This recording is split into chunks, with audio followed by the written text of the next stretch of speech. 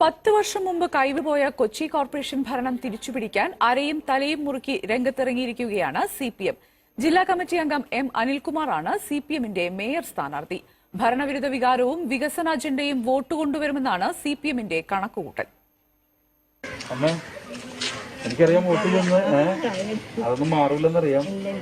Party ജില്ലാ നേതൃത്വത്തിലെ ജനകീയ മുഖമായ M അനിൽകുമാറിനെ മുന്നിൽ നിർത്തിയാണ് കൊച്ചി പിടിക്കാനുള്ള സിപിഎമ്മിന്റെ പോരാട്ടം.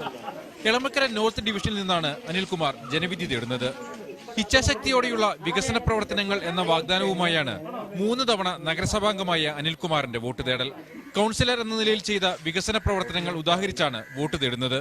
അവരുടെ വാഹനങ്ങൾ കൊണ്ടുവരാൻ, അവരുടെ വഴി സൗകര്യത്തിനെല്ലാം ഏതാണ്ട് ആയിരക്കണക്കിന് ആളുകൾക്കാണ് ഈ ഒറ്റ റോഡ് കൊണ്ട് പ്രയോജനം ഉണ്ടായിട്ടുള്ളത്. ഏതാണ്ട് 2 കിലോമീറ്ററോളം നീളുന്ന റോഡാണ്. മാത്രമല്ല ഇവിടെ രാവിലെ വൈകുന്നേരം സമയങ്ങളിലെല്ലാം പ്രഭാത സവാരിക്ക് വേണ്ടി ആളുകൾ ഈ റോഡ് ഉപയോഗിക്കണം.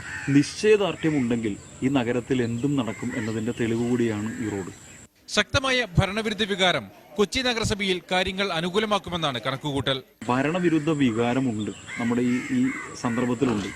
ആ ഭരണവിരുദ്ധ വികാരം ഒരു വലിയ ട്രെൻഡായി മാറാൻ പോവുകയാണ്. അതുകൊണ്ട് ഞാൻ ഉറപ്പിച്ചു പറയുന്നു, ഇത് UDFനെ സത്യത്തിൽ ഏറ്റവും അവർ ഒരുപക്ഷെ രാഷ്ട്രീയത്തിൽ ഒരിക്കലും പ്രതീക്ഷിക്കാത്ത വലിയ ഒരു പരാജയത്തിലേക്ക് UDF പോകും എന്ന കാര്യത്തിൽ യാതൊരു സംശയവുമില്ല.